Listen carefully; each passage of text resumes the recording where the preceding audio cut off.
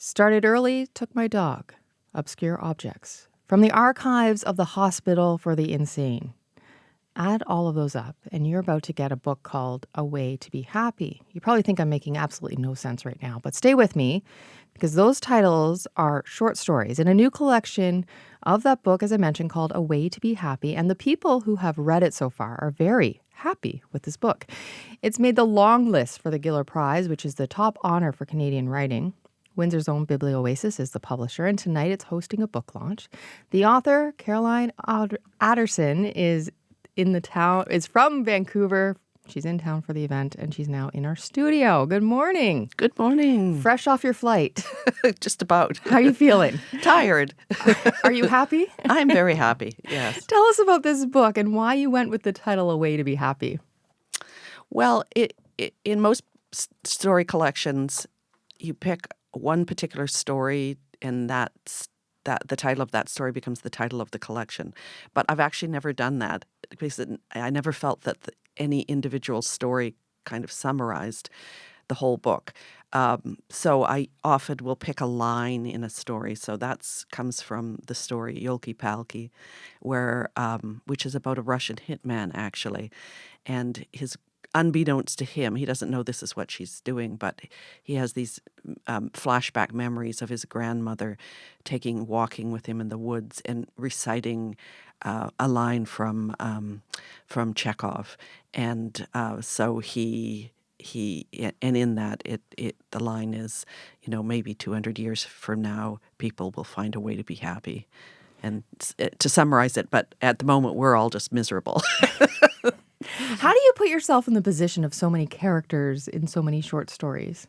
Well, for me, it's really like being an actor. If you were an actor, you would have this role and this role, and you would have to embody that particular person. So I don't feel I'm doing anything very different from that. But I am certainly bucking the trend, because right now everybody writes kind of autofiction, so thinly disguised stories about somebody very much like them. Mm-hmm. And that's absolutely what I want to get away from, because I have a deeply uninteresting life. You've been a writer for quite a while. You've written many books, and a lot of them have come to the Giller. One other book came to the Giller list. Mm-hmm. Can you explain that one? It was another collection of short stories, called Pleased to Meet You. Yeah, similar thing. People seem to love your short stories. Yes, I should maybe stick with that. They don't want to hear your long version. They're good too. They're good too. I don't understand. Pick it up and read a longer version. You're also a reader. How do you do some of the work from writing when you're reading other people's work?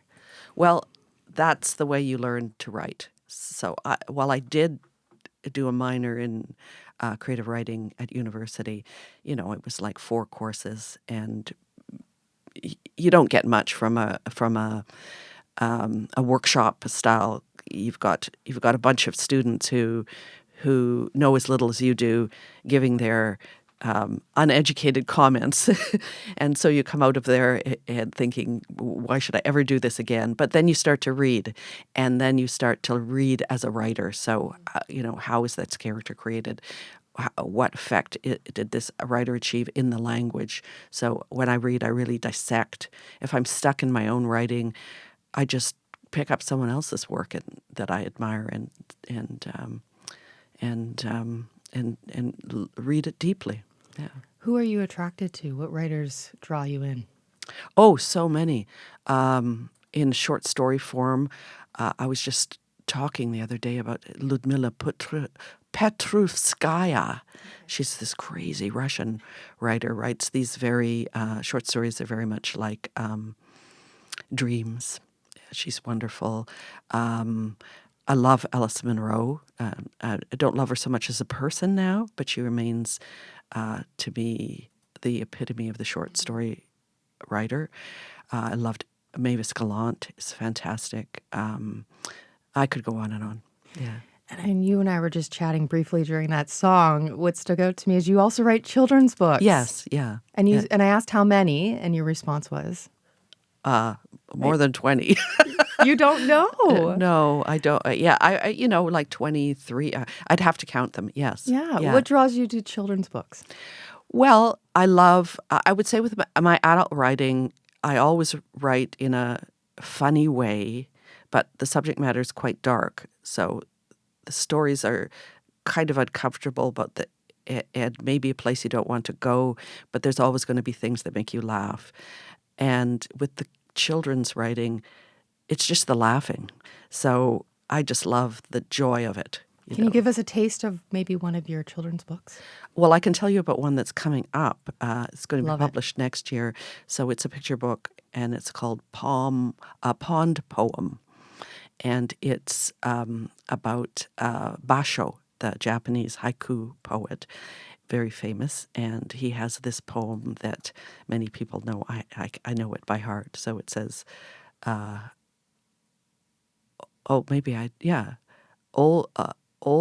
old pond, frog jumps in, plop. That's the poem.